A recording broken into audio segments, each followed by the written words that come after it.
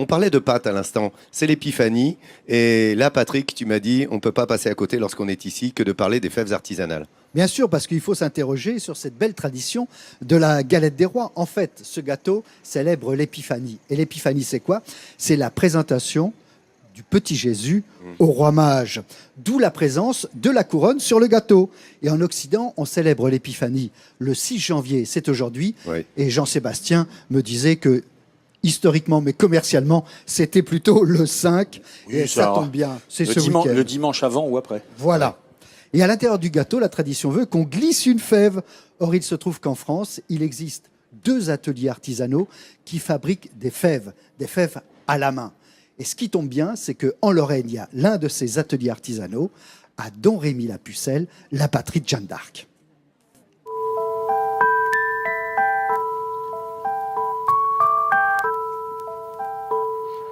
Les gestes sont minutieux et le rituel presque immuable. Depuis la création de cette entreprise familiale en 1990, 50 à 60 000 fèves en faïence émaillée sont produites de façon artisanale chaque année dans l'atelier Nex. Elles sortent en très petite quantité, donc elles ont une fabrication, oui, unique, ça c'est sûr. Il n'y a pas de, il n'y a pas de machine, il n'y a pas de choses comme ça. Donc la décoration sur une collection, le coup de pinceau est différent à chaque fève. Ça reste quand même un travail manuel, donc il faut ces petits défauts. Bon, c'est vrai qu'il y a des fois ça peut déranger sur le modèle, sur le motif de la fève, mais c'est ce qui fait sa valeur aussi. L'activité de l'entreprise est loin de se limiter au seul mois de janvier et à ces traditionnelles galettes.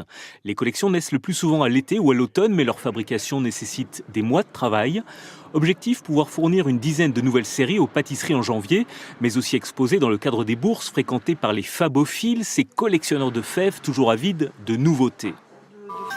L'atelier a pensé à eux en réalisant cette place Stanislas constituée de 25 fèves. Un projet né il y a près de 10 ans, une pièce rare, réalisé en exclusivité pour un pâtissier nancéen. Faut en manger beaucoup de galettes? Oui, beaucoup. Mais bon, c'est la saison, il va faire froid, donc on peut manger des galettes. Hein. Patrick, Voilà.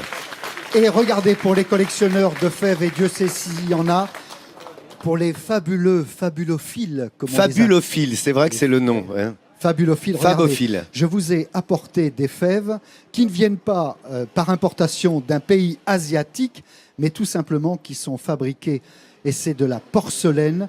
Ça représente des fèves qui incarnent tout le savoir-faire de l'école de Nancy.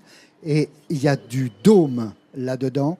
Et les plus grandes pièces sont exposées dans les plus grands musées du monde. Eh ben écoute, elles sont très belles ces fèves. Je pense à ma mère qui fait ses galettes des rois elle-même. Gigi. Il y a des belles fèves ici, c'est beau de les voir artisanales. Ah oui, ah bah là, c'est... Ouais.